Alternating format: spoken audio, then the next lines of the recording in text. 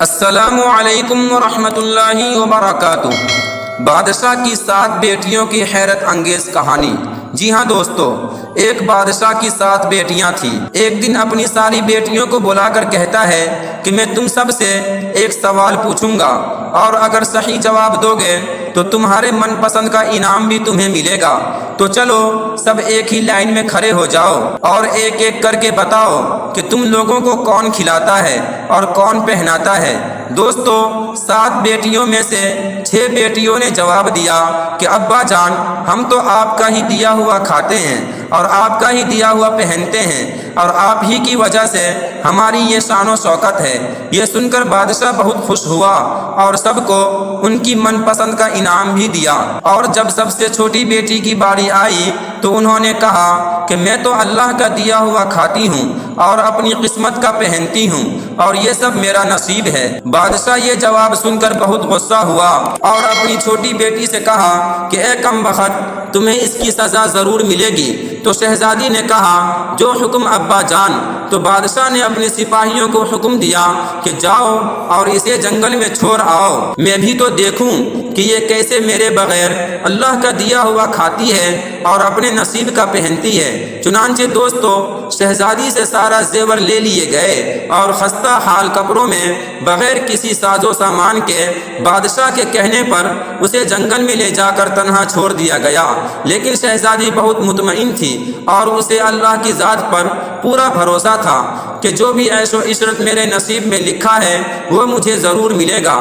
جب سپاہیوں نے شہزادی کو جنگل میں تنہا چھوڑ کر جانے لگا تو شہزادی جنگل میں چاروں طرف دیکھنے لگی۔ دوستو، چاروں طرف جنگل ہی جنگل تھا اور دوپہر سے شام ہونے والی تھی۔ تو شہزادی نے سوچا کہ کیوں نہ تھوڑی سی لکڑیاں جمع کر لوں اور رات کو آگ جلاؤں گی تاکہ کوئی جنگلی جانور میرے پاس نہیں آئے گا اور رات بھی آسانی کے ساتھ گزر جائے گی۔ تو شہزادی جنگل میں لکڑیاں تلاش کرنے لگی۔ تبھی اس کی نظر ایک جھونپڑی پر پڑتی ہے جہاں باہر ایک بکری بندھی ہوئی تھی اور اندر سے کسی کی کھانسنے کی آواز آ رہی تھی۔ پہلے تو وہ شہزادی بہت ہی زیادہ حیران ہوئی کہ آخر اس ویران جنگل میں جھونپڑی کہاں سے آ گئی۔ جب وہ اس جھونپڑی کے اندر داخل ہوئی تو کیا دیکھتی ہے کہ ایک بوڑھا ضعیف آدمی چارپائی پر لیٹا ہوا ہے اور کھانستے کھانستے پانی پانی پکار رہا ہے۔ تو شہزادی کمرے میں ادھر ادھر دیکھتی ہے تو ایک کونے میں پانی کا ایک گھڑا رکھا ہوتا ہے، تو وہ ایک گلاس میں پانی بھر کر وہ بوڑھے شخص کو پلا دیتی ہے اور اس جھونپڑی کی صاف صفائی کرنے لگتی ہے کہ اتنے میں وہ بوڑھا آدمی شہزادی سے پوچھتا ہے کہ بیٹی، تم کون ہو اور کہاں سے آئی ہو، اور اتنے ویران جنگل میں تم اکیلی کیا کر رہی ہو؟ تو شہزادی نے اپنا پورا معاملہ اسے بتا دیا کہ وہ اس ویران جنگل میں کیسے پہنچی۔ تو وہ بوڑھا آدمی شہزادی کو جھونپڑی میں رہنے کی اجازت دے دیا اور کہا کہ میں شہر میں کام کرتا ہوں اور صبح شہر چلا جاؤں گا اور 8 دن کے بعد آؤں گا۔ تم یہیں پر رہو اور جھونپڑی میں کھانے پینے کا سامان بھی موجود ہے، پاس میں ہی ایک ندی ہے، تم وہاں سے گھڑے میں پانی بھر کر لے آنا۔ دوستو، صبح کو وہ بوڑھا آدمی شہر چلا گیا اور جھونپڑی میں شہزادی اکیلی رہ گئی۔ وہ جھونپڑی کو صاف صفائی کر کے بکری کا دودھ نکالتی تھی اور آدھا اپنے لیے رکھتی اور آدھا باہر رکھ دیتی ہے تاکہ رات کو اگر کوئی جانور بھوکا پیاسا ہوگا تو وہ اسے پی لے گا، اور پھر خود اندر جھونپڑی میں آ کر سو جاتی۔ اور صبح سویرے جب شہزادی کی آنکھ کھلتی تو وہ دیکھتی ہے کہ دودھ کا برتن تو خالی ہے، لیکن اس کے قریب ہی کوئی لال چیز پڑی ہوئی ہے جو دیکھنے میں بہت ہی نایاب اور قیمتی معلوم ہوتا ہے، اور پاس میں ہی ایک سانپ کے نشان بھی نظر آ رہے تھے۔ تبھی شہزادی کو یاد آتا ہے کہ اس نے بچپن میں سن رکھا تھا کہ جب کوئی سانپ خوش ہوتا ہے تو وہ ایک ایسا نایاب اگلتا ہے جس کی قیمت ہیرے جواہرات سے بھی زیادہ ہوتی ہے۔ دوستو، شہزادی بہت زیادہ حیران ہو جاتی ہے اور سوچتی ہے کہ شاید وہ سانپ बहुत ही ज्यादा भूखा रहा होगा, इसीलिए दूध पीकर खुशी में ये लाल चीज छोड़कर चला गया। फिर वो नायाब चीज उठाकर अपने पास रख लेती है और फिर दूसरी रात दूध बर्तन में रखकर उसी जगह रख देती है और अगली सुबह देखती है तो फिर कोई नायाब चीज वहाँ रखी होती है। दोस्तों, ऐसा करते करते 7 दिन गुजर जाते हैं और उस शहजादी के पास वो 7 हीरे जमा हो जाते हैं और अगले दिन ही वो बुरा शख्स शहर से वापस आ जाता है।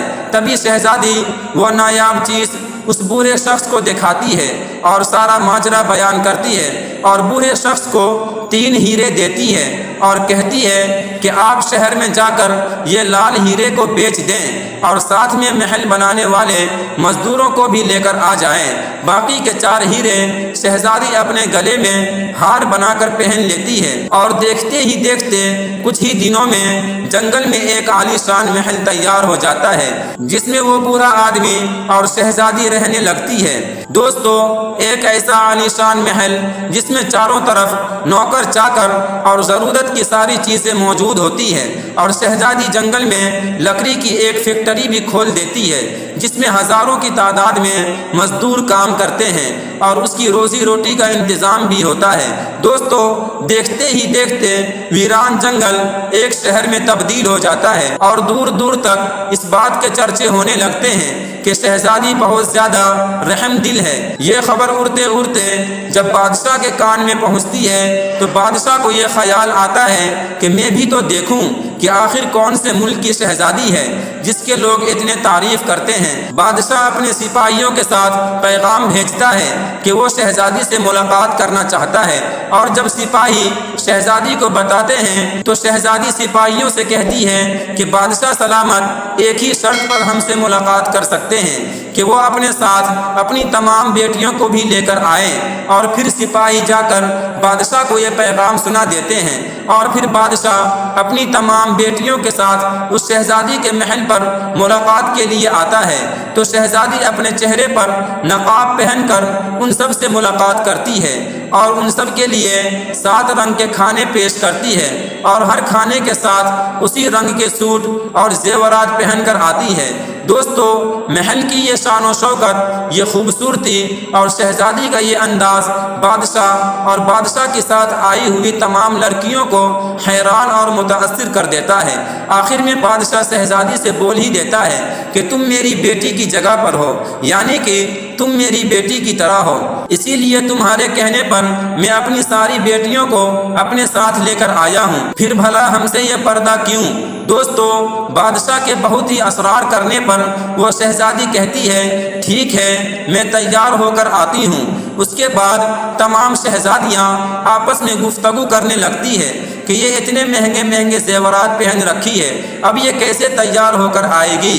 इतने में सब देखते हैं कि दूर से खस्ता हाल कपड़ों में कोई आ रहा है और फिर गौर करने पर बादशाह को ख्याल आता है कि ये अभी तक जिंदा है। मैं तो अब तक यही सोच रहा था कि इसे तो जंगली जानवरों ने खा लिया होगा और जब मैंने अपनी सिपाहियों को उसकी खबर लेने के लिए भेजा तो मेरे सिपाहियों ने मुझे बताया था कि वहाँ पर शहजादी का कोई नामो निशान नहीं है, तो ये भला कैसे हो सकता है। दोस्तों, बादशाह खुशी से झूम उठता है और कहता है कि शहजादी को बुलवाओ, मैं तुम्हें शहजादी से आज़ाद करवा कर यहाँ से ले जाऊँगा, चाहे तुम्हारी कीमत में मुझे पूरी बादशाहत क्यों न देनी पड़े।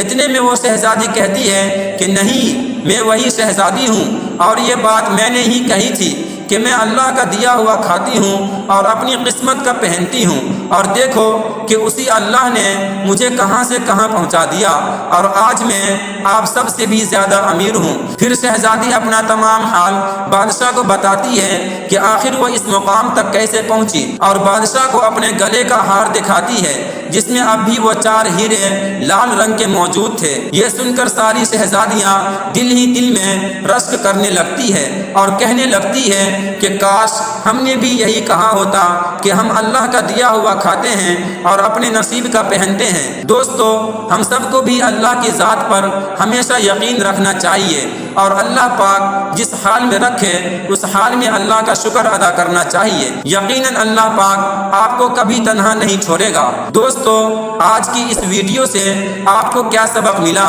اور آپ کو کیا کیا سیکھنے کو ملا، کمنٹ میں ضرور بتائیے گا۔ ویڈیو اگر اچھی لگی ہو تو ویڈیو کو لائک کر کے اپنے تمام دوستوں میں شیئر ضرور کیجیے گا۔ ملتے ہیں اگلی ویڈیو میں، تب تک کے لیے السلام علیکم۔